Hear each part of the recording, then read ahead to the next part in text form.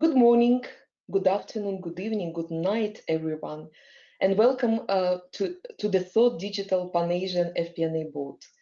And today's subject is all about digital transformation and how to move to the leading stage of FP&A digital transformation. My name is Larissa Melnichuk. I'm Managing Director of International FP&A Board and FP&A Trends Group. And I'm so happy to be here. And thank you for joining us today. Please, just to remind you that the main mission of International FP&A Board is to share the global trends and best and better practices in modern financial planning and analysis. Let me remind you about the agenda today. So 90 minutes of work, and we have fantastic international panel from 3 different continents, actually.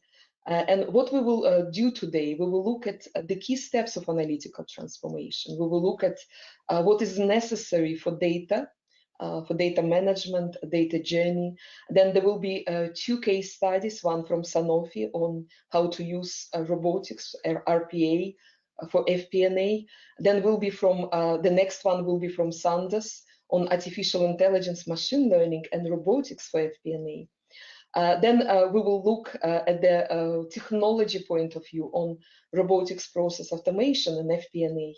And then what is the role for all of us for the leading stage will be the next presentation, and we will finish with how artificial intelligence will impact the role of FP&A question. So this is our very busy agenda.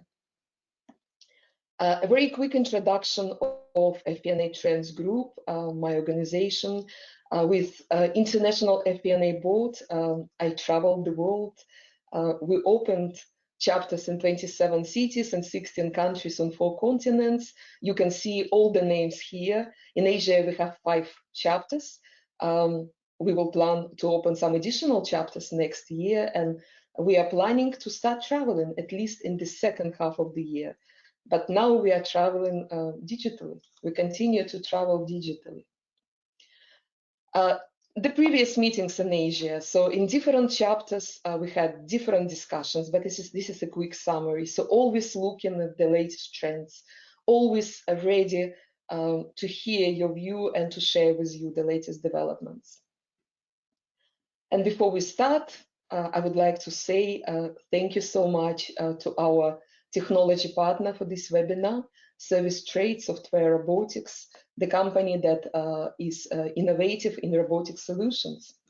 I would like to say thank you so much to our global recruitment partner, Michael Page, one of the world's leading professional recruitment consultancy. Thank you so much. And I would like to say thank you so much to our educational partner, Association for Financial Professionals, and their FP&A certification that I was one of those who volunteered to develop this certification. Thank you so much, Association for Financial Professionals, for your support. And this is the time for introductions. Let me start to introduce to you our international and very experienced and very passionate panel. The first one is Khaled Chaudhary, who is Director of Analytics and Business Intelligence at CMC Materials. Khaled, are you here? So Khaled is going to talk about the data management and data quality for FP&A. Hello, everyone. Great to see you here. So we started our collaboration when you still were in the US. At the moment, you are joining us from your office in Malaysia. A lot of passion about data, about analytics, and the example of person who is working in between of finance and technology. So thank you for being here. Welcome to the webinar. Thank you so much. So the next panelist is joining us from Singapore. It's Guillaume Dubose, Head of China and Asia Pacific Analytics Center of Excellence at Sanofi. Guillaume, fantastic, welcome. Hi, Larissa. Guillaume is originally from France. It's good afternoon, yeah. So for you, it's good afternoon. For us, it's good morning. Glad to see you here, and we know that you are developing a robotics project. You are managing this project for your organization, and today you are going to share with us your case study on the subject. Welcome, Guillaume, and so nice to see you here. So the next panelist is joining for us from Switzerland, from Zurich, Flavia Caruza, a cluster CFO at Sandoz. So hi, Flavia, good morning to you. You were at a number of our meetings, and also you were at the meetings, face-to-face meetings in Zurich. And it's so nice to have you here. We know that you're managing analytical project of transformation with use of robotics and machine learning. Welcome to the webinar. Thank you very much. The next panelist is Andreas Simon, who is thought leader at Service Trace, our technology partner. Andreas is joining us from Dubai, Emirates. And Yes. Again, a lot of knowledge and a lot of passion about what technology can bring to FP&A, and collaborated with Andreas in different countries. And it's such a pleasure to have you here, Andreas. Welcome. Thank you very much, Larissa. Great to be here. Good afternoon to you. And then good night to Brian Lapidus, who is a director FP&A practice at Association for Financial Professionals. So 3 o'clock in the morning, we are so happy to have you here. Looking forward to your thought leadership. So former practitioner, Brian is evangelist of FP&A around the globe through his organization. So nice to see you today, Brian. And Likewise. the subject will be about the general subject of how we can move. What does it mean for us, the leading stage of analytical maturity? Thank you for being here. Good night, Brian. And then finally, we have Eugenia Enge, who is Associate Director, Finance and Accounting, Healthcare and Life Science at Michael Page, our partner, recruitment partner. Eugenia is joining us from Singapore. And the subject will be what all of those transformations, analytical transformations, mean for FP&A people. Eugenia, you're welcome. Nice to have you here. Thank you, Larissa. Pleasure to be here. Fantastic. So you can see that we have very interesting, very international, and very knowledgeable and passionate panel. Very quickly about the way how we're going to manage this webinar. So 90 minutes. We would like to hear from you. So there will be 4 polling questions on the webinar subject. It would be quite interactive session, and we will have Q&A session at the end. But if you have questions straight away, please can you send your questions via chat box? It's very easy to do through your panel. And even if we don't have enough time to answer all of them, we will do this after the meeting, and we will get back to you by email. Networking is important for us, so if you would like to join with us, with all the panelists through LinkedIn, you're welcome, but please mention this webinar. Presentation is available right now in the handouts, so you can download it, but obviously it's important if you're online to see this during the meeting. And also you will receive the recording and presentation. You will receive it within 2 days after this session, so don't worry about this. And of course, it would be wonderful if you take part at the survey just after the end of this meeting. So let me set the framework for this for today's meeting before our panelists start to share their experience. We shared this on a number of occasions, FP&A maturity model, which is from London FP&A board, but it was adjusted by all our 27 chapters around the globe. We changed this again from the last time. We're working on this all the time. And of course, analytical transformation, it's a journey. And at the leading stage, it's all about the culture of analytics. It's all about people that are not just accountants, but they have so many, it's multidisciplinary team that is collaborating. It's all about continuous development, continuous skills training, and so on and so far. This is the process that practically on demand. On demand, we can reforecast, replan, place scenario at different levels of the organization. And of course, it's so important for us to be predictive, prescriptive, and FP&A already at the field of machine learning. So if you think that it's not happening, it's definitely already happening, and it will happen more and more frequently, and we will continue to share with you the case studies. And of course, it's all about the technology, integrated, flexible technology that is self-service, real-time collaboration, and all of this. And of course, all of this, it creates FP&A business partnering, where we can be really collaborative and also create and also drive the change in organization. 9 steps of analytical transformation, again, something that was created by International FP&A Board. 9 steps starting from analytical culture, data quality, collaboration, key drivers, predictive, prescriptive, implementation of the platform, automating of the routine, scenario planning, decision making, the circle that is never ending, and we are better and better at this circle. And everything what I highlighted in red here, we are going to cover in this session. So the first one about data quality, and just a quick introduction. For the third year, we saw that FP&A spends only 25% of the time on high value adding activities such as insight generation and driving actions. And incredibly, 45% of the time is spent on data collection and validation. And this is one of those things why it's happening. So Khaled Chaudhry, Director of Analytics and Business Intelligence at CMC, is going to share with us his presentation on the subject No Buzzwords, Basics of Starting Your Data Journey. Khaled, you're welcome. Thank you, Larissa. Good morning, good afternoon, good evening, and good night for Brian as well. So, hello everyone. I'm Khaled Chaudhry. I'm the Director for Analytics and BI at CMC Materials.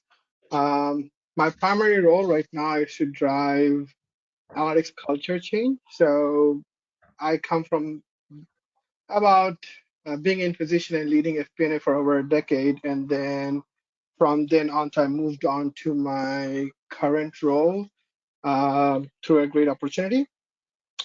Now, FP&A has always been multidisciplinary. However, a friend of mine actually asked what is the best way we can explain what we do. And for that, I ended up writing this article for Larissa. And the key, it came down to it is a much more balanced approach than it used to be. So it's kind of considered as expert generalist. So we are all already known for our financial acumen, hopefully business one as well. However, now we need to add statistical and more math to it. We have been doing data wrangling in Excel and whatnot, but that is not good enough. We need to pick up a few more skills around there. But that gives us only half the puzzle. The rest of the puzzle comes from working on the other side of it. Like, we have to be a very good storyteller. We have to be better at collaboration and communication, but also understanding what job do we needs to be done, and then how do we delight our customers, right? So now, where does this fall? How does it lead to me in my current position? It leads to my current position. Larissa, if you could kindly go to the next slide. Was a frustration going back to about 2016. I heard all these buzzwords about big data, streaming data, all kind of stuff, but we were still stuck in Excel hell. Our reporting analytics looked like that. And it came from my journey from going from that to something better. And Larissa, if you could go to the next slide, please. So this is the most common data analytics maturity that you'll find. And if you notice that we have 4 stages that's most commonly described.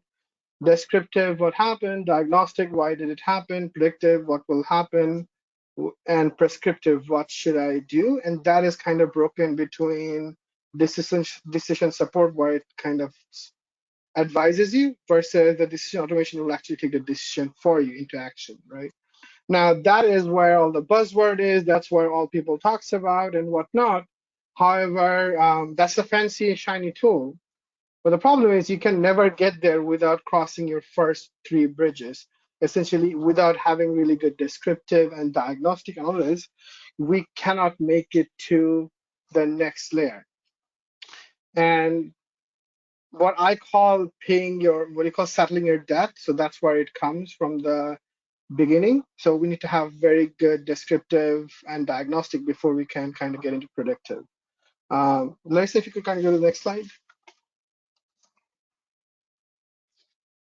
So this is our actual scenario, right? So we have grown through organically and inorganically through acquisitions. And we at one point ended up with 11 ERPs. Just answering a simple question by customer or by vendor was very difficult, right? So what we did is, if you go to the next slide, this is an architecture that's already about a year old, where we were using Azure SQL and Power BI. But the key concept here is that the data kind of flows in different stages, and we had to centralize this information and then build models on top of it. Now, the part that's key is this is nothing new. This concept of data warehouse and then analyzing on top of it has been around for decades now. The difference is in this scenario is business-led, business-owned solution. So this was built and done by finance without ITs being involved, apart from the infrastructure, turning it on and whatnot. Kindly go to the next slide. So what it boils down to is we have 4 stages of data's lifecycle. We have data generations, our ERPs and EPMs and CPMs. Data gets generated, and there has been huge shift in scalability and flexibility and affordability. So it's much more easy to try out in these days. Then the next step is data preparation, what we used to call export to Excel. And clean data is a myth. So you have to kind of build new skill sets around getting the data pipelines and whatnot. The next step is data modeling. If you think about, we always talk about the 3-way financial model, but it's just one form of data modeling.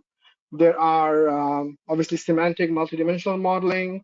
There is statistical regression modeling, machine learning, and whatnot. And it goes on one. So depend on your use case, you would use the right tool rather than trying to use a hammer for everything. The last but not the least, where it comes to visualization, the key is everything that you have done before is worthless if it doesn't lead to action, and the communication and visualization helps you get there. Next slide, please. Now, in here, what I just simply tried to highlight what task and basic stuff that we used to focus on. We are trying to shift that paradigm into focusing on more higher value added activities. So we're trying to focus majority of our time on higher value added activity. We still spend, the caveat is we do still spend intentional 20 to 30% of time focusing on making sure our data is good, tasks are taken care of and whatnot before we'll go on to the next step. So that's something that if people think it goes away, it doesn't. It's just that it's more intentional, but much less of your time. Next slide, please.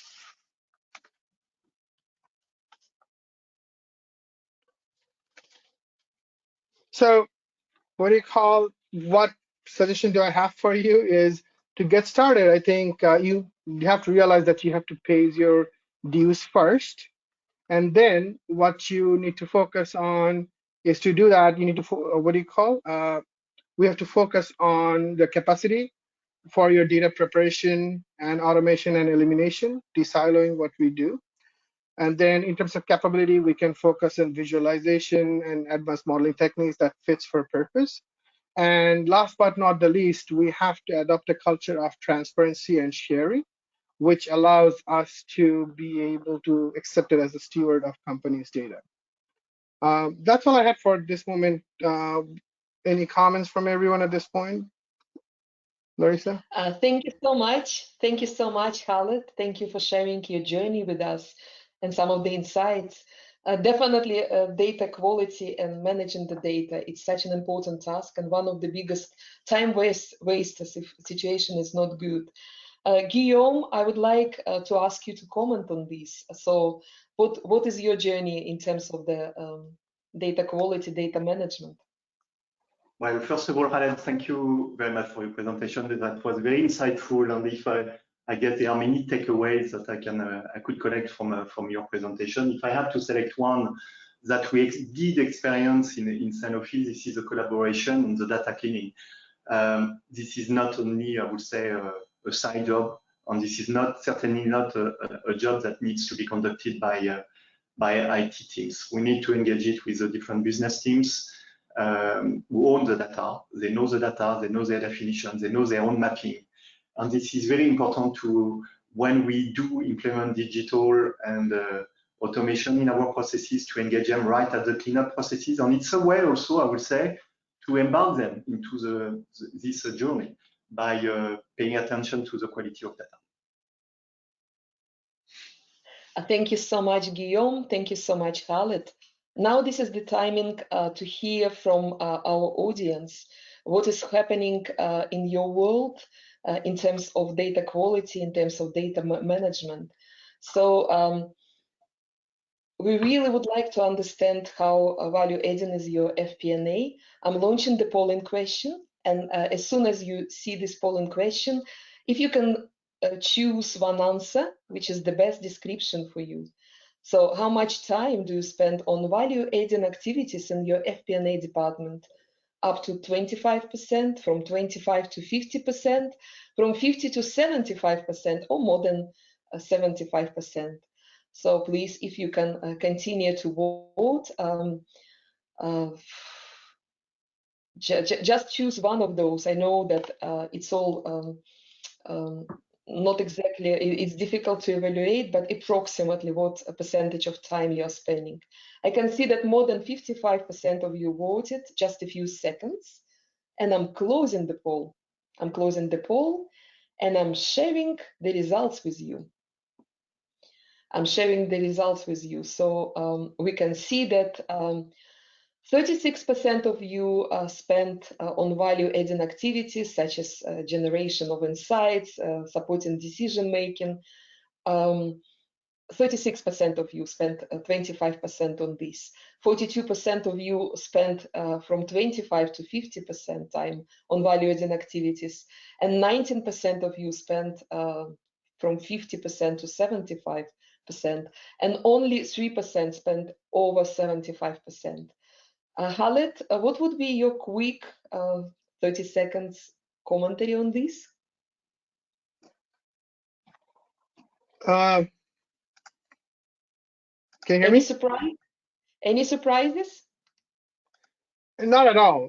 If you kind of think about from what we deal with every day, this is where we get to the next stage. We have to pay our dues to free ourselves up from the data drudgery to move into the more higher value added activity. And the first part is you have to either automate or eliminate the current debt before we can move on to the next step.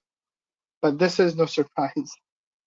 Yeah, it's not surprising. It's so consistent around the globe. But congratulations to those 22% that already over 50% of time is spent on value-adding activities.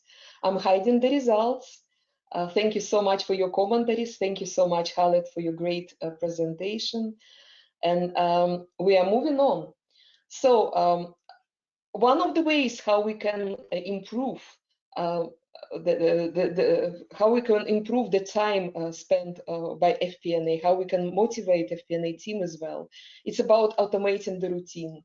So let us look at robotic process automation from FP&A point of view. And of course, just a quick reminder for you that there are two factors for RPA adoption and FP&A.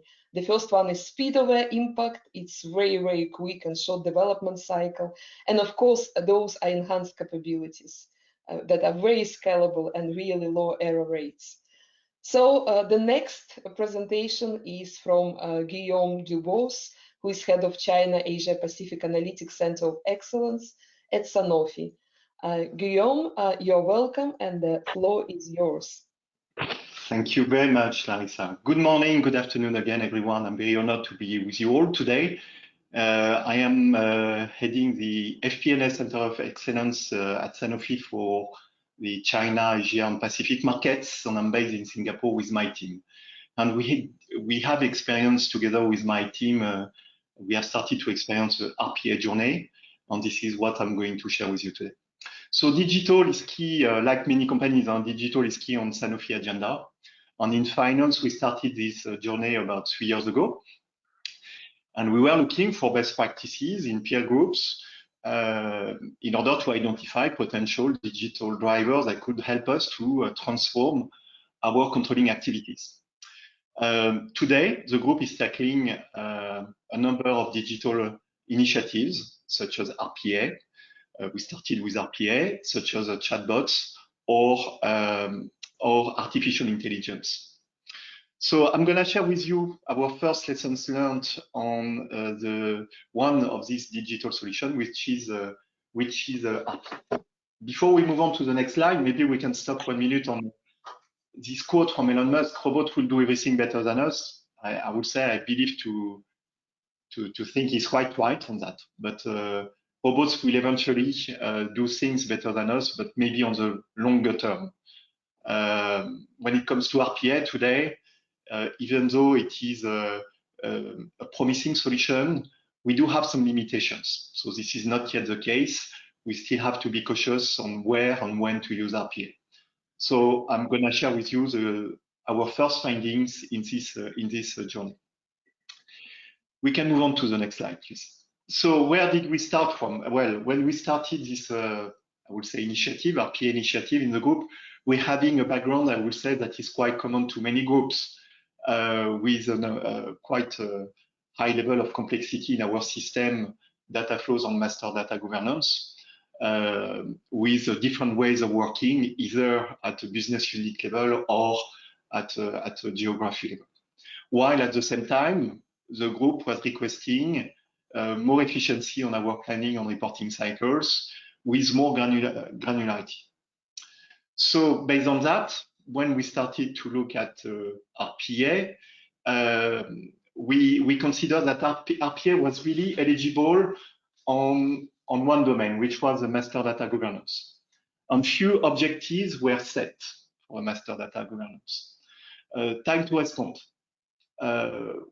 Before we implemented RPA, for instance, if we take cost center, which has been the first application for RPA, on our cost center governance embed also a number of key attributes such as profit center or information on products or functions. Before we implemented RPA, it could take more than a day to get a cost center created in SAP and in our planning tool.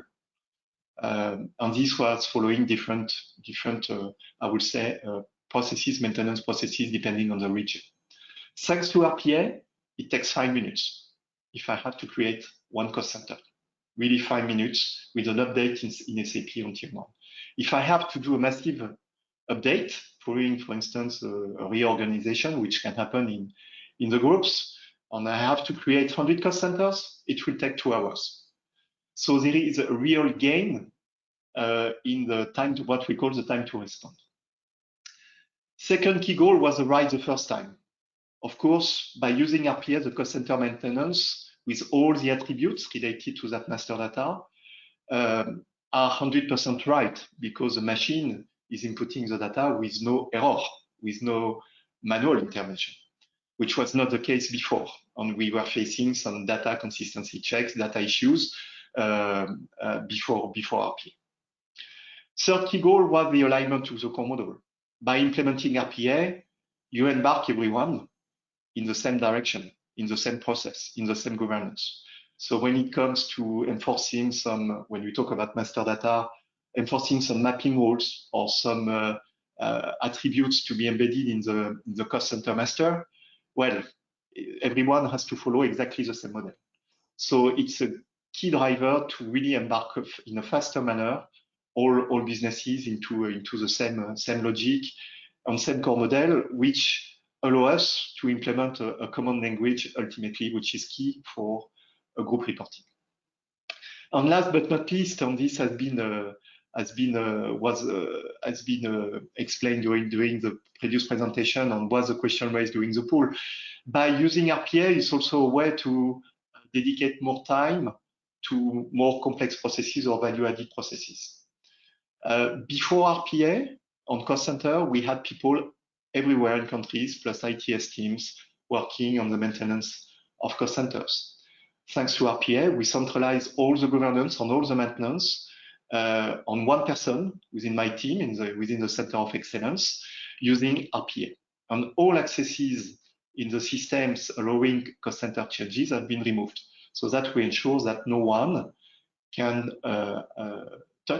can update this master data. So moving on to the next slide. We are seeing that, yes, with RPA, we can get into very short development cycles, but we should be very mindful that getting RPA right is still a long journey. This is what I call a marathon. You don't get the first good results or the right level of efficiency from day one. It requires some adaptation, some governance, some change management. First of all, RPA is suitable to address rule-based activities. So it works ideally for master data, and this is a choice we have made, and we have started with the cost center, as I was saying, with a number of attributes, and we have other master data on the list that will be addressed through RPA in the near future. This process addressed via RPA needs to be a kind of a routine, okay? And it should avoid to address conditions or judgmental tasks. The second key aspect is the simplicity of the RPA process. This is really a key success factor. The more complexity you will add into your process, the more difficult it will be to stabilize and to maintain over time your processes. Let's not forget that we do have changing landscapes when it comes to system or changing organization. So simplicity is really a must-do. The third key success factor, I would say, is a strong governance. On master data, of course, we need to be clear on the rules, but also on accesses. We need, as I said previously, to make sure that when we agree on one way to maintain master data through RPA, we should close the other potential possibilities on ways. So we should remove the access in order to avoid local maintenance or local creations. And last but not least, this is also a strong governance on the system landscape evolution. In our example, we do have an RPA that triggers orders or transactions in 4 different systems, from SAP to TM1, which is our planning tool, but also SharePoint or Outlook for email notification. If we do have one update, it can potentially stop our RPA if we do have one update in one of those systems. So the knowledge and the anticipation of these updates is absolutely key, so that we can analyze the impact on RPA and get organized to mitigate the risk of disruption. Especially when our organizations today are used to get a fast time to respond, as I was saying, on the cost center creation. So this governance topic is really absolutely key to ensure an efficient process. The last 2 topics I will mention is about the agility needed in IT teams. Digital is really absolutely key and hot, I would say, on many agendas of the different functions in the group. So we need to have the right capabilities in the teams in order to address in a prompt manner any issues or any enhancement requests. The connection between IT teams is absolutely key. Indeed, as I was mentioning, for instance, if we do have an update in SAP, the information about this update should flow very easily to the digital teams. And last but not least, this is a strong RPA skills that I think are absolutely needed within the FP&A teams, and this is what we have developed in our Center of Excellence. It enables us a better assessment of where RPA could be suitable. So we are fully leveraging, and we are having also, I would say, a good awareness on where RPA could work well or not. So this is it. The overall feedback is very positive, but we should be mindful on the fact that there are many aspects in our evolving environment that we should control in order to get the right results through an RPA solution. Thank you. Guillaume, thank you so much for sharing your experience with us. Very practical, very interesting. I would like to ask Flavia to comment on this. I know, Flavia, that you also implemented RPA. So what would be your key points on this presentation?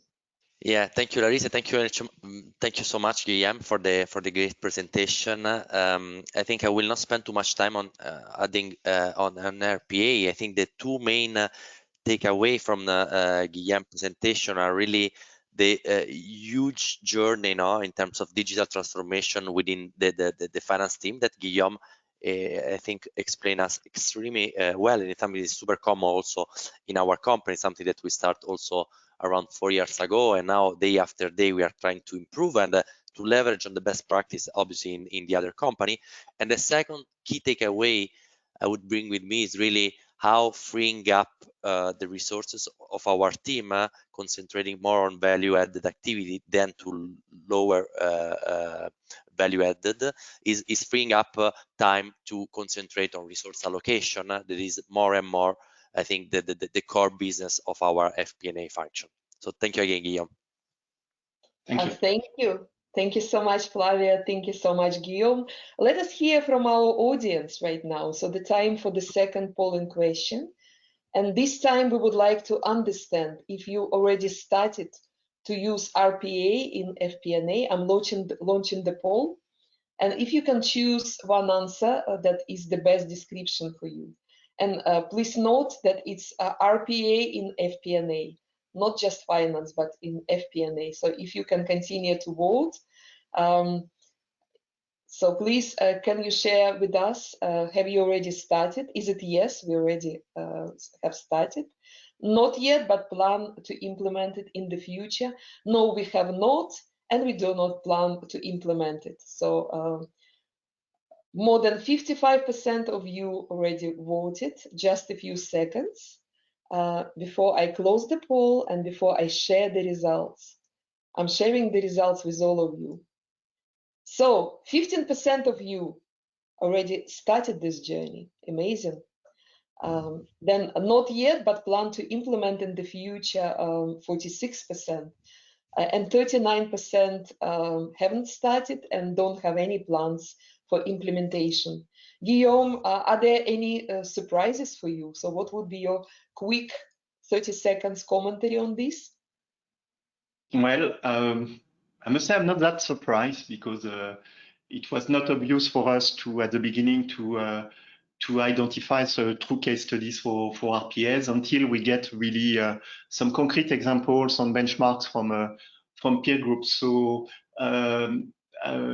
so what I can see if I look at the positive aspects of the answer is we do have now the majority of moving on to RPA and considering as a real tool for FP&A, and this is not only for I would say transactional activities in accounting. So this is very interesting results.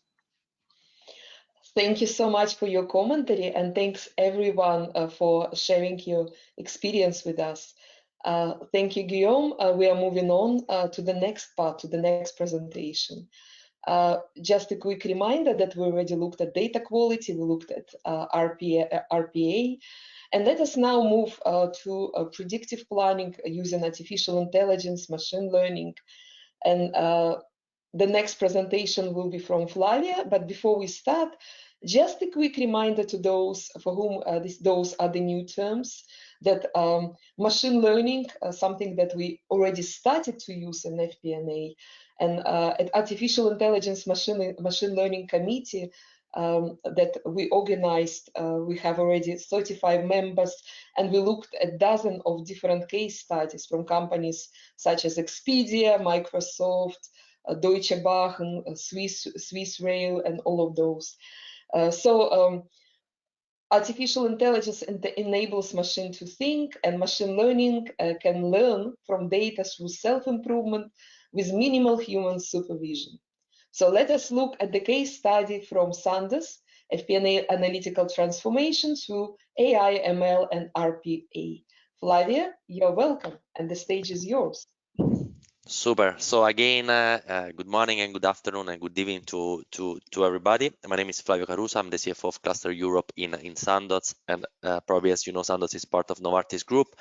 We want to provide access to our patient, and our objective is to reach around 1 billion people in 2021. Starting this quick presentation, yeah, I would just mention the initial quote that I truly believe that if we want to do something, if we want to achieve something new, let's say, we have to try a new way of trying to do things, and so we should always try to challenge a bit ourselves and to move ourselves out from our comfort zone. If we move to the next slide, Larissa. Let me start a bit with what is probably the most important thing we believe we really need to have into our company in order then to move forward on digital technologies and improving our FP&A processes. It's the quality of people, is the kind of people and talents that we have available into our company. So where we would like to see our people working in FP&A in the next future is in what we call the intelligent finance position. That means people that are leveraging on the use of digital technology, being able to analyze a huge amount of data and information in order to provide value to our company. And moving to the next slide, we should focus less and less on all the transitional activities that we used to have in the past into our team, in order really to focus on the key strategic elements of our role. And what we see as a key strategic elements are the planning activities, the analysis activities, and even more important is what we call the advisory role of the FP&A function. That means to become a business advisor. That means to be really the enabler of the strategy and the execution of the strategy within our company. So in the past, now we used to have a role that was closer to sort of supporting of the accounting team. Then today we are always talking more and more about business partnering, but as we see ourselves in the future is as a strategic enabler within our company. It is extremely important in terms of mindset and culture within our company. Moving to the next slide, Larissa, let me just quickly introduce few of the, let's say, digital technologies that we have today available, and probably are matching quite a lot with our FP&A function in order to improve the way we are working. So I will skip the paperless because it's quite straightforward. About robotics, we already heard some super interesting facts and user case from Guillaume.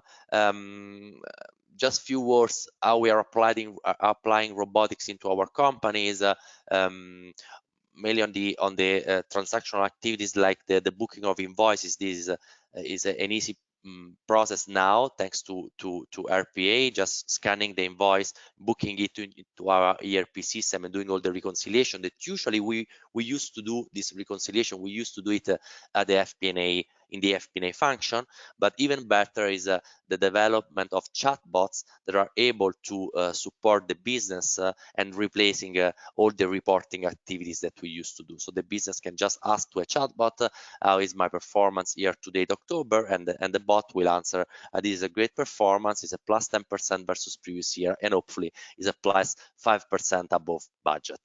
Moving to blockchain, another game changer into our function. I think it took a while for me to understand what blockchain is. At the end, I found a definition of blockchain that is a sort of digital general ledger where we are really able to certify the transaction within parties. So we were thinking a lot how again to apply this blockchain to our FP&A function. And just to give you a bit of background into the pharma business, we cannot deliver an unlimited number of samples to the clinicians. This usually is defined by law, so depend country by country, but we were spending a lot of time in the finance function, the FP&A function, to reconcile the number of samples that we were distributing. Thanks to blockchain, now we have a certified tool that is immediately on the month end is certifying the number of transactions between our company and our clinicians. Last but not least, as Larissa just introduced, is what we call predictive analytics, that is linked to obviously artificial intelligence and machine learning. And about this, in the next slide, I would love to share with you what we did leveraging on this fantastic technology. So we had an issue that was probably is quite common to all the companies. We want to improve our forecasting process, our planning process. And the main objective of this improve was to try to have a better forecast accuracy.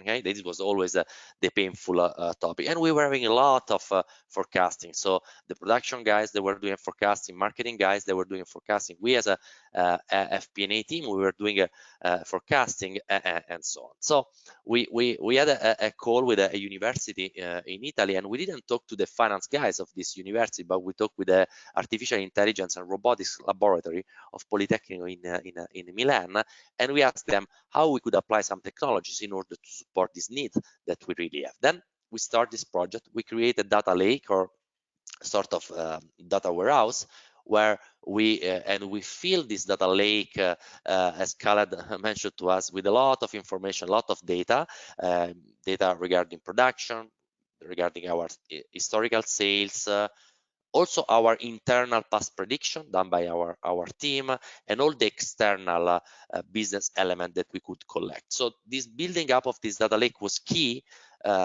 because as in the 80s, they were teaching us, if you have garbage in, you will have garbage out. So to keep this data clean, lean, and structured in the right way, this is really the basic in order to make it happen. Then applying again predictive analytics, we have been able to come out with some prediction. And in this use case I want to share with you is that we start in a very prudent way. So we start back testing the predictions looking back. So we check 2017, 2018, 2019, and it was working quite well. Then when we felt a bit confident, we say, okay, let's move forward and let's look at 2020. And we went in parallel in 2020 forecasting, comparing our internal forecasting with the outcome of predictive analytics and artificial intelligence. And the outcome of AI was much better than what we were doing. So we gain additional confidence on this tool. And now after 11 months, let's say, of the full implementation, I can tell you that we are just gonna move on a full AI model for next year.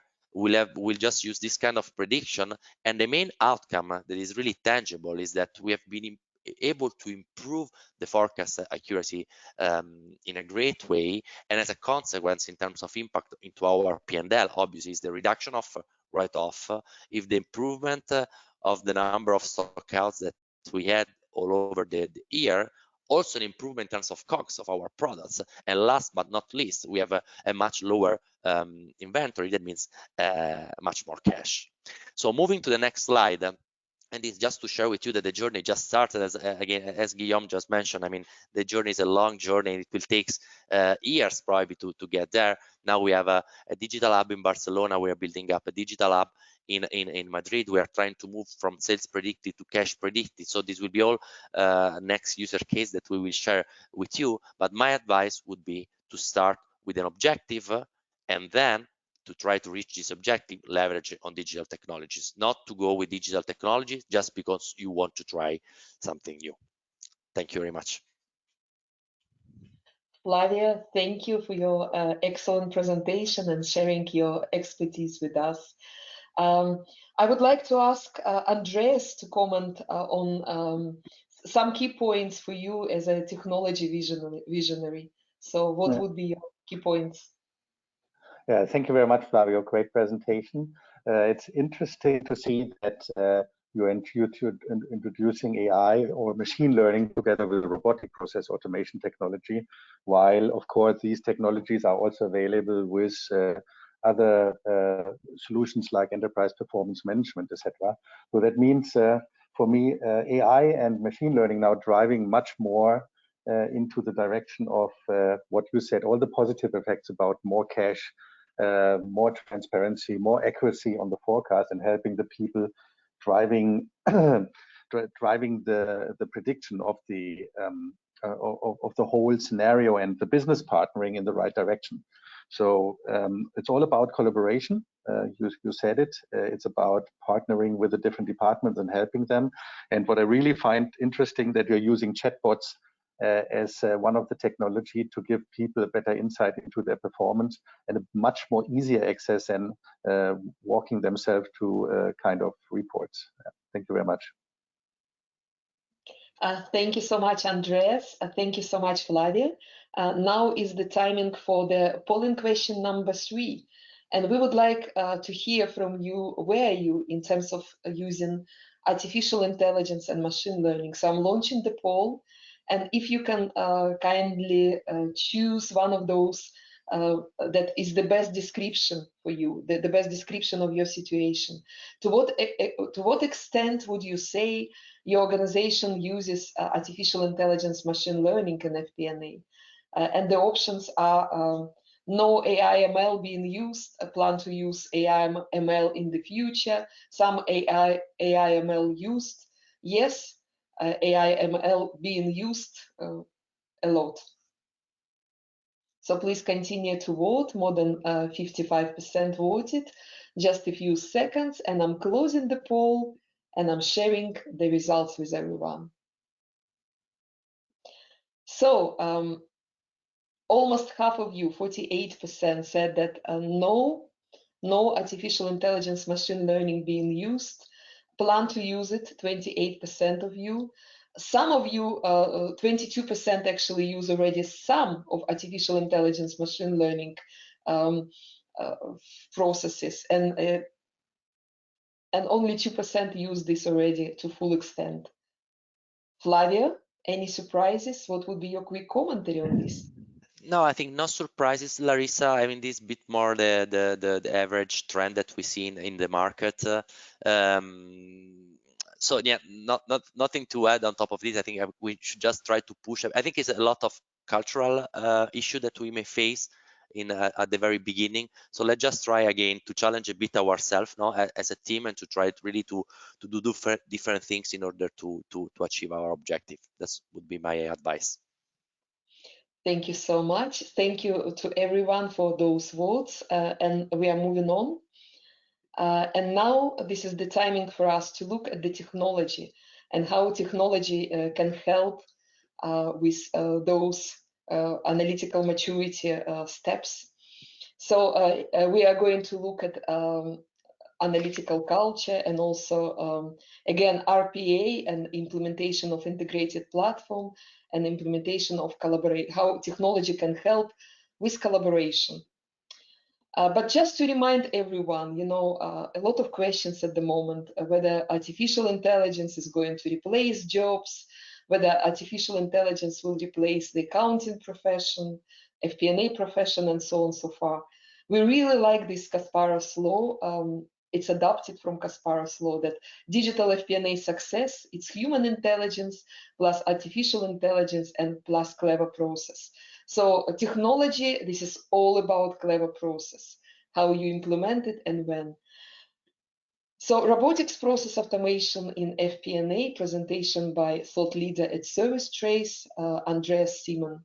Andreas, the stage is yours. Thank you very much, Larissa. I also would start my short presentation with the common information you have already been shared. And astonishing, that is coming from a global survey from CIMA, astonishing almost 20% of the people answering that they're spending manual operational time in more than 20 days per month. So that has to change from my point of view. So I'm working now around 25 years in the automation of budgeting, planning, forecasting processes in the EPM and RPA space. And while people are still using Excel a lot, that is one thing which we have to overcome if we want to challenge, want to keep on pace with the information necessity in the future. Next slide, please. So when we think about how many time were used, and we already heard from Larissa that about 50% is used in data collection and data validation. That is a little bit a problem when you talk about when you want to go from traditional to digital FP&A and you're still using all that manual work in the traditional FP&A, how you will be able to have to introduce a digital FP&A, to have an automatic creation and delivery of forecast information of significant drivers. So all that thing need to be changed. And how does technology help you to do that? It should remove all these manual tasks. Next slide, please. A little bit of an information about, we all know about invoice processing. We already heard that from Flavio, where RPA is used. But in FP&A teams, more and more our customers are using RPA for reconciliation, for report pack distribution. We heard about master data management from Khaled. These are specific tasks where RPA can bring a lot of benefit for the team. Next slide, please. So one of the examples I'm bringing today is that there is a big bank from I would say one of the biggest German and prestigious German car vendors who had the problem in data reconciliation in the treasury process, and the FP&A team works tirelessly on getting the data reconciled because data is coming from information which is not readable through the normal ETL layers which are provided perhaps from EPM systems. So you need to have an RPA solution connected to EPM to deliver the following data. So the interesting on RPA, and that's what I also want to talk about, is that the delivery of that kind of projects are super fast. So in 3 weeks, they could make a very big difference in adding automation to the data reconciliation and data reading, and which at the end saved around 10,000 working hours, around 5 FTEs per year, which are now saved in the future. And that's the reason why a lot of people the experts can now focus on higher valuable work and not anymore on the collection of the data. Next slide, please.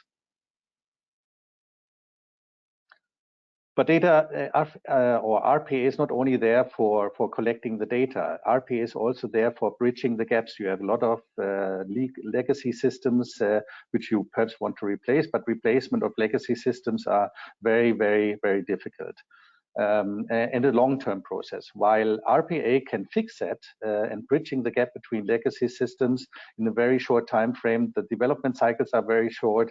The initial investment is relatively low. There's no special hardware requirement. Even the business user can do that because it's a low-code or almost no-code solutions available on the market. So FP&A team is playing a key role in the successful implementation of these projects. Next slide, please. Other benefits, high scalability. Of course, RPA robots are working tirelessly every day, 24/7, of course, getting not sick, and the speed of impact is immediately. So immediately you can save all these manual that work which you put normally into manual data collection, etc. And at the end, you have more time in the business partnering and therefore create more value into with talking to other departments and being the strategic advisor and the business advisor and strategic enabler also Flavio talked about. Next slide, please. But there are not only benefits, there are also risks coming with RPA implementation. So what people or organizations are very, very much underestimating that RPA is a multidisciplinary coordination. It's all about collaboration in the organization. It's a new way to work together. Of course, the business units are driving that RPA process because they are the ones who are owning the process, but IT, security, compliance, everything of these departments need to be included.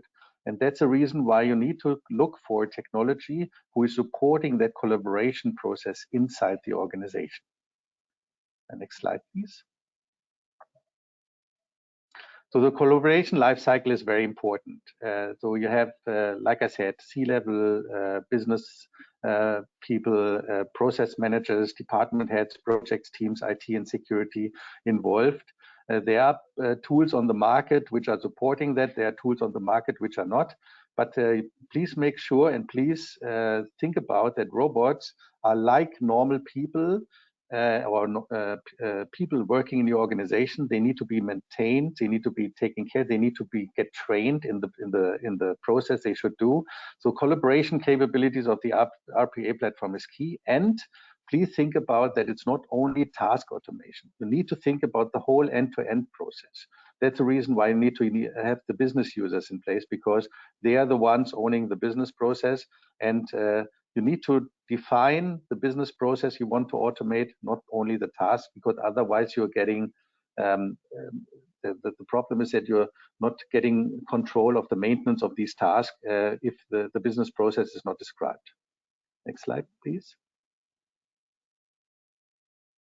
So RPA at the end is an enabler for decision support. We also saw that on the slide from Khaled. RPA is an enabler for decision support, but also for decision automation. So the role of finance team and the FP&A team is changing because you have to be faster and increase more productivity by handling more data out of different data systems. So RPA is the enabler to automate the routine, consuming error-prone tasks, give more transparency, give more confidence, and frees up time for the FP&A team to think about the higher value tasks or take care about the higher value tasks. But please think about select the right task and processes. There are automation platforms, RPA platforms of the market, which gives you the information when you enter the processes, which processes are very good for automation and which are not. Automate the process end to end, not only the task. And of course, choose the right tool to enable the collaboration between the different teams. Thank you very much. Thank you so much, Andreas, for sharing your experience with us. A lot of things to do, a lot of interesting, insightful key points for us to keep in mind. Brian, what would be your thoughts on this presentation? Well, Andreas, what I really liked about your presentation is it added on to the other RPA presentations with a different point of view. That was really very critical. What we're seeing is that RPA can be implemented in kind of micro cases where an individual could go out and buy in at a very low cost point. A very simple process flow automation and call it RPA. And what you presented was at the complete other end of the spectrum, a very sophisticated view of RPA on an enterprise scale. And what I mean by that is your comments about all the other parts that RPA could touch, that the involvement and really thinking about it from a top down. And those are really two very distinct use cases that are very valid. The individual productivity to be better at your daily tasks and the system-wide, enterprise-wide view of how to put in your controls, how to talk and integrate into the systems. Because the truth is that RPA can do both. And getting your implementation to match your need is really very critical. So a nice compliment to Flavio and Gemma and others. Exactly. Thank you very much, Brian. Thank you so much, Brian. Thank you so much, Andreas. The good timing now to look at the last polling question for today and to hear from you about your analytical journey. Exactly what are the biggest challenges for you at the moment? So please, can you start voting when you see this quick poll? What do you believe are the biggest challenges on the FP&A analytical journey? Is it talent and skill set? Is it culture? Is it technology? Is it data? So please, can you continue to vote? So what is the biggest one? What is the biggest barrier? I can see that almost 50% of you voted, just a few seconds. Please continue, and I'm closing the poll, and I'm sharing the results with everyone. So we can see that talent and skill set is 34% of you think that it's the biggest barrier, it's the biggest challenge. Culture, it's another big one. It's actually it's the biggest, 35, and talent and skill set, 34. Technology is only 13, and data is 19%. Andreas, what would be your quick 30 seconds commentary on this one? Thank you very much. That is exactly what I expected, I would say. It's not so much the technology which is hindering the people, or they see it as the biggest challenge. It's the culture and the organization. And when we look in other organizations where we see that still more than 80% of the companies are using Excel as a let's say at the foundation of their planning process, these cultures need to change if we want to get into the digital transformation of the FP&A team. Talent and skill sets don't worry to me, but the culture in the organization is a big topic. Absolutely, thank you so much. So the majority of barriers are in human part, in soft part of this, talent and skill set and the culture of organization. Thank you so much for all of those who voted. Thank you, Andreas, for your commentary. I'm hiding the results, and we are moving on. So a role for us in the leading stage, what it is. Brian Lapidus, Director FP&A Practice at Association for Financial Professionals. Brian, the stage is yours. Great, thanks, Larissa. And just as a brief intro to the remarks I'm about to make, I just want to say that they really are heavily influenced by three impactful speakers that we've had at recent AFP conferences. And so I just want to make sure that I give credit to them as they really have influenced a lot of our research at AFP. We know that coffee and tea are two of the most popular drinks around the world. They're both warm. I have one of them with me. But we're going to talk about them in economic terms today. So an economist would call them substitutes.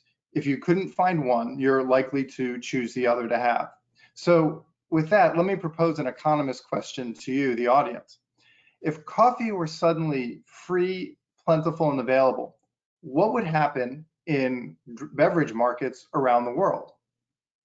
Well, on the next slide, you could see three things that we would expect to see right away. First, in accordance with the principle of supply and demand, we can assume that people would drink more coffee because it's free. But then, not just drink more coffee. I actually Googled other uses for coffee as if it were free, and I found that there really are other things we can do. We could use the coffee itself for paint. We could scrub pots and pans with the grounds, or mix the grounds into the flower beds because they might repel certain bugs. There's probably more reasons or more uses we could have for this sudden surplus of coffee, but that's why we have marketing professionals to help us find those product uses. Second, tea is a competitive good. So we can say that cheap coffee would make it a bad time to be in the tea business. The price of tea would fall, quantities would pile up unused on store shelves. And third, we could also say that complementary goods would see more demand. Things that support coffee, such as cream and sugar. So on the next slide, what I'd like to do is to, if we could apply this same analogy to what we're seeing in the computational revolution. And by this, I introduced this term at the last Pan-Asian conference, the phrase X plus AI. And that's the idea that we need to think about all of our jobs combined with AI, not in competition with AI. Now, machine learning combines data with algorithms and probability to imitate what humans do. As computing power gets cheaper and more available, it's applied to more tasks. So this holds the promise of automating some work that we do. If we can do it, and if it can be done better, if it can be done cheaper than a human can, it will be done that way. So pervasive computing is the nearly free coffee, and the people who do those jobs in competition, well, in this example, they are the tea. On the next slide, I want to show that this is not as gloomy as it might seem at first. This graph shows research from Cognizant Consulting about the impact of AI. It shows that yes, some jobs will go away. Some jobs will also be created. But everybody's job in the center and the right panes, everybody's job is going to incorporate this technology in some way. Our job is to make room for AI to be better at what we do, and for us to become the complementary goods to this cheap, powerful tool that's going to be on the market. On the next slide, you can see that there are reasons to be optimistic that we can make this change and we can make this leap. Just as a quick reminder, 100 years ago, for everybody who's on this call, their countries were looking at some form of this same graphic. The majority of people were in agriculture 100 years ago. Today, it's a very different view. So on the next slide, the question is, how is it that we become the cream and sugar to the X plus AI world that is coming? The answer is to double down on the things that make us human. And here's a short list. There are other things, but here are a couple that I wanted to focus on. Be the strategic thinker. By this, think about the critical factors of success for the company. Make those connections between the details and the long-term vision. Be the storyteller. Stories give meaning to data. They make it relevant and they make it able to be absorbed for people. Be analysis driven. We have the data. Let's make sure that we're making fact-based, data-driven decisions and not gut decisions or very quick flippant decisions. Use the data we have. Be digitally minded. Learn the tools, learn how to apply the tools, and make sure we're using the tools that we have to the utmost degree. If Excel is what you're using, are you really using all the capability, all the functions, all the macros, and almost the native RPA that's built into that? Or is it time to go out and get something new? Look for those digital solutions. Be agile and adaptable. Assume that change is the norm and adjust to new environments and new ways to work. And be collaborative. There's a blogger that I follow who always says, collaboration is the superpower of the human race. Our ability to be smarter than ourselves as individuals. This is where we can get better together.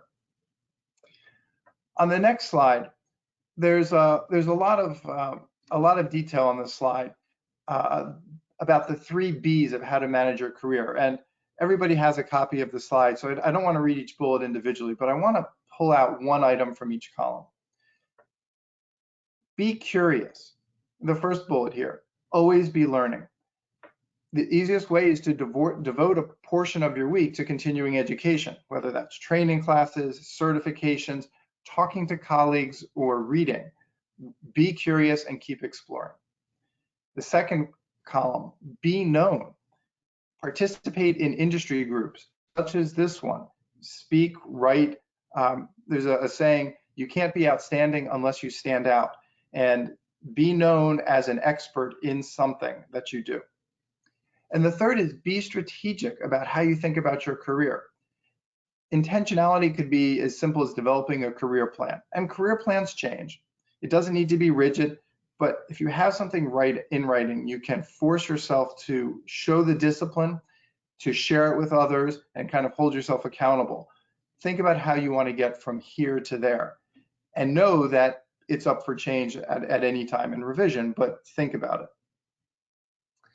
On the last slide, and really in summary, we know that being that our job includes transformation.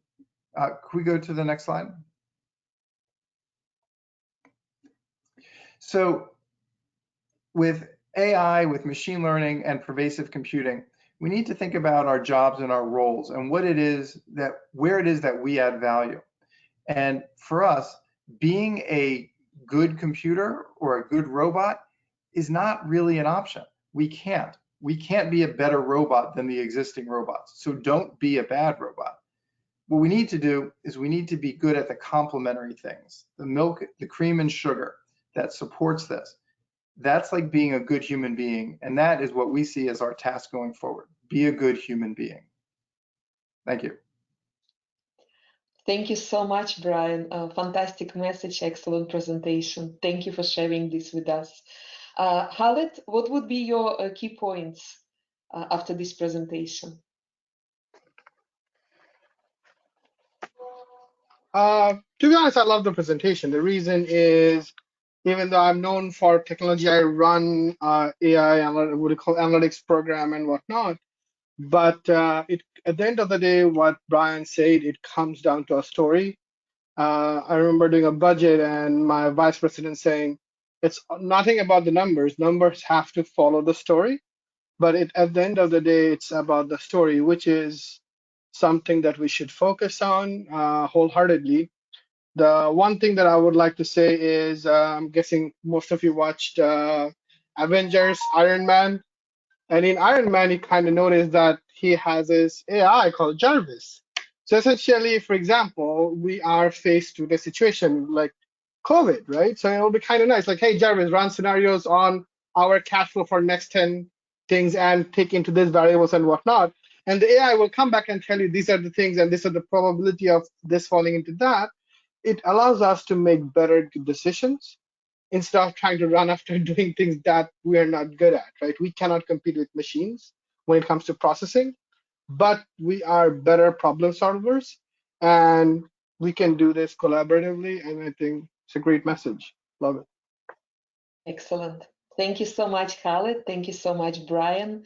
Definitely, it's all about human intelligence and artificial intelligence and a good process.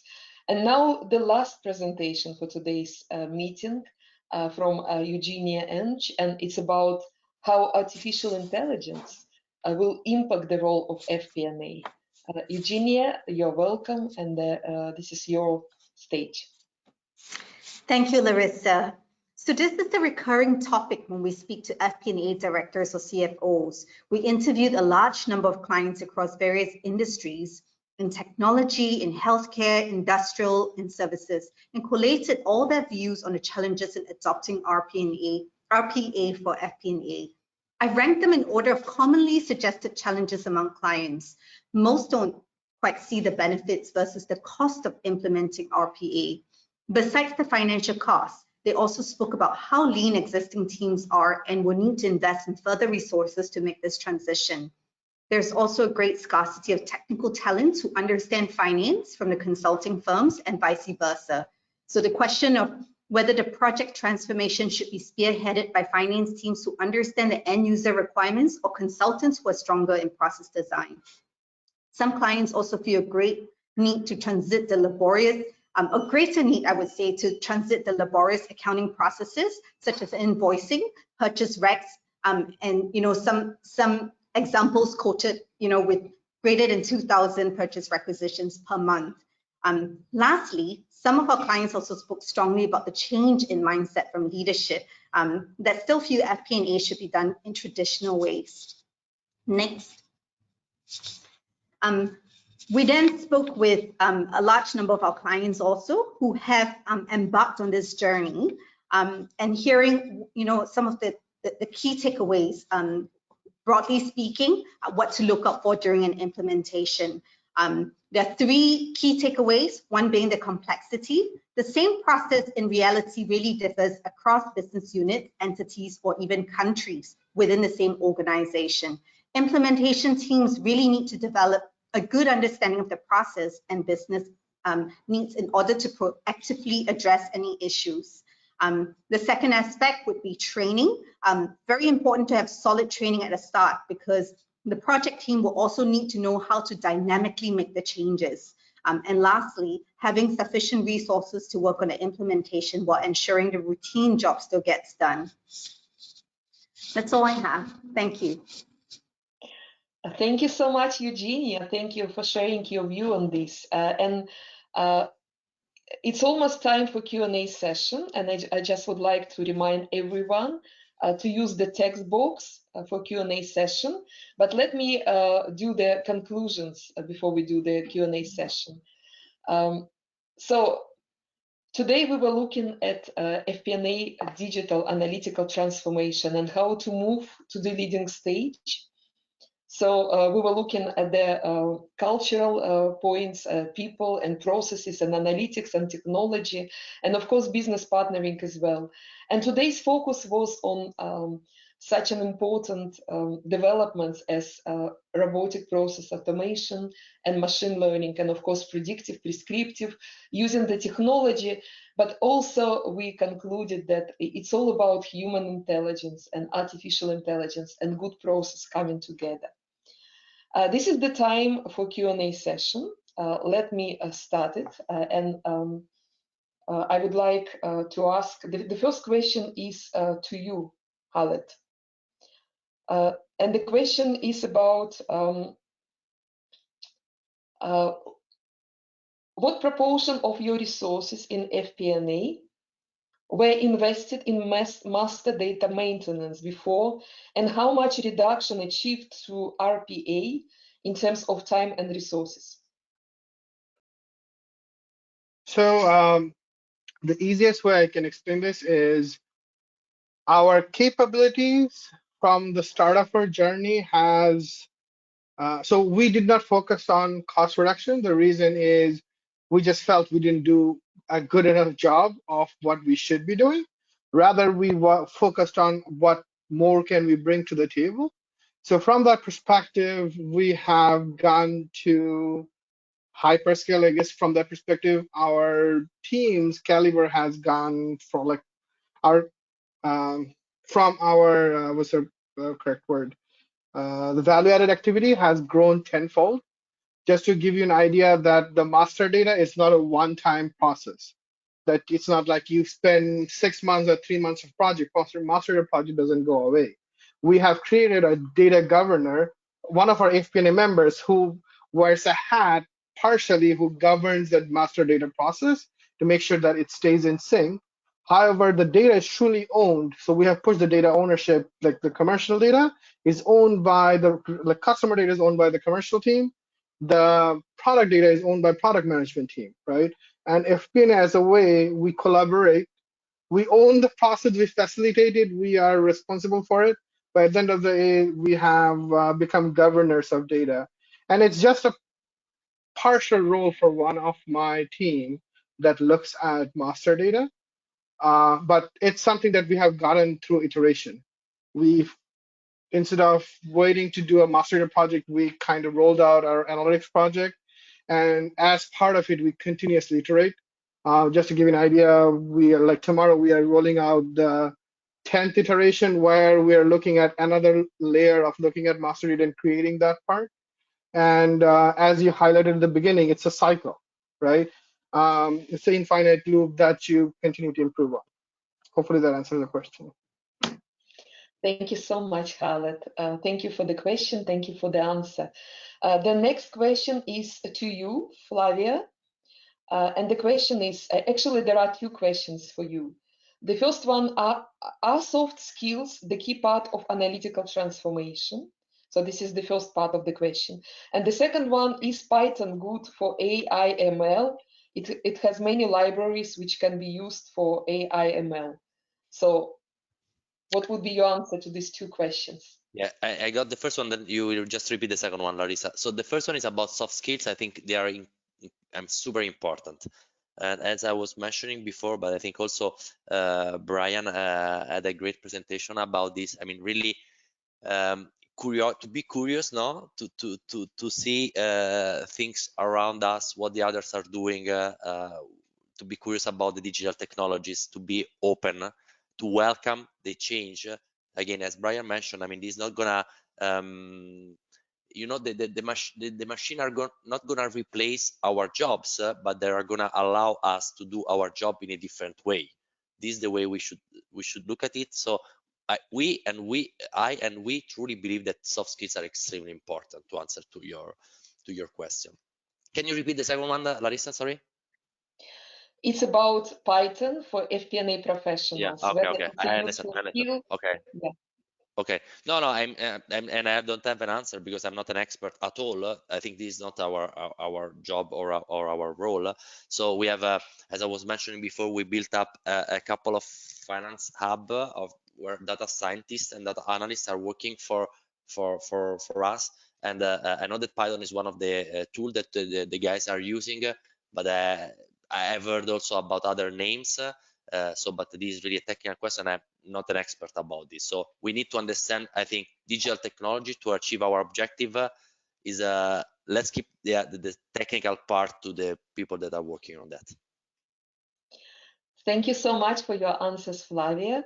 I just wanted to warn everyone that Guillaume was called to the urgent call, but he said that he would be happy to receive questions and he will answer after the meeting in writing. So please continue to direct your questions to us. And as you do, I have the next question to Andreas.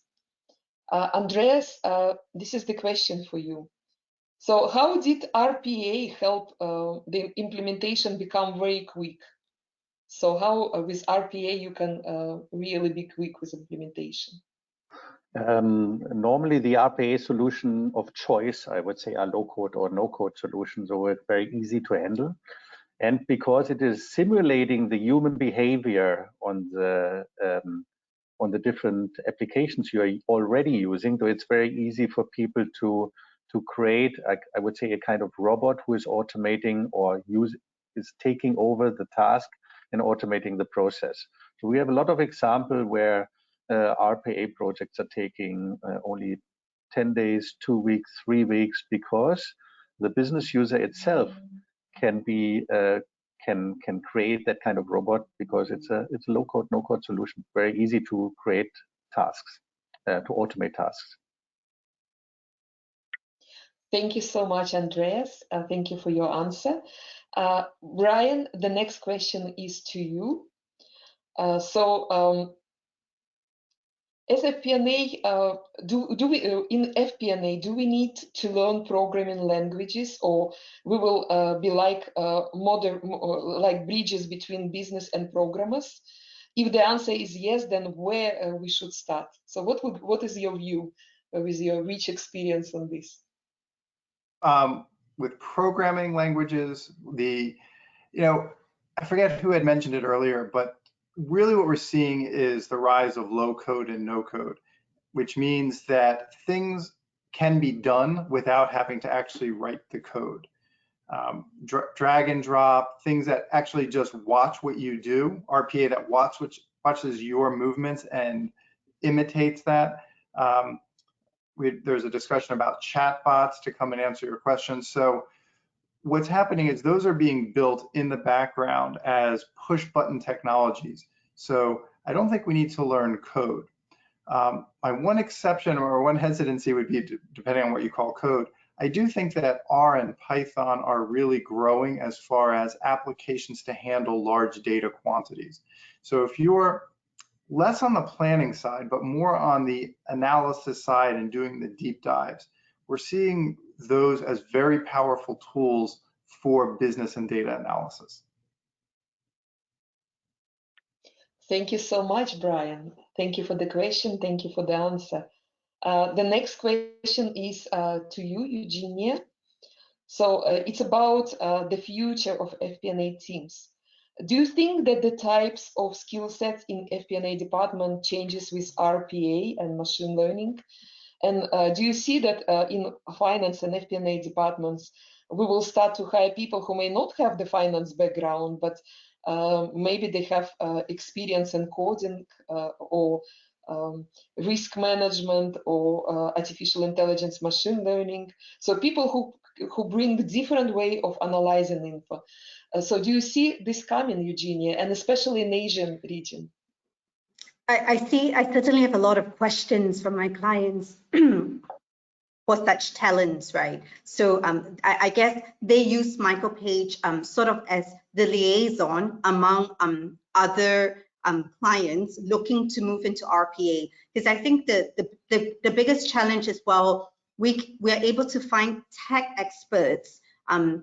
There is still a great need for them to understand finance to a large extent, at least in the initial phases of a transition. That's at least what we have been identifying through a lot of our clients. But I think the subject matter experts would be better able to comment on this. Thank you so much, Eugenia. Thank you so much for your answer. We definitely have a lot of questions coming, and we don't have enough time to answer all of them. I must conclude this Q&A session now, but please be assured that we will distribute those questions between our panelists, and we will get back to you within 1 week or something. So please continue to send your questions. Now, just before saying goodbye and until the next time, I would like to invite you to the next digital meetings. So very soon we will have FP&A Trends webinar about this FP&A should be the baseline, extended FP&A. And also, if you didn't have opportunity to attend Asian FP&A board on building winning FP&A teams, we will have the second Digital Pan-Australian FP&A board on the 8th of December. You're welcome to join. All the links are in the presentations and they will be shared with you. And finally, I would like to say thank you so much to our partners and sponsors for making this possible for us. So thank you so much to Service Trace.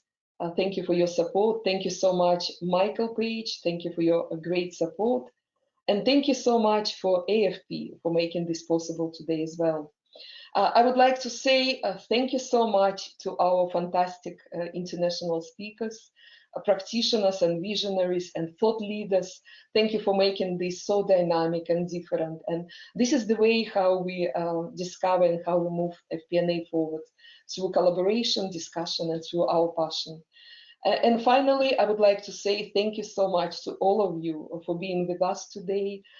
Please continue to share your experiences, you know how to find us.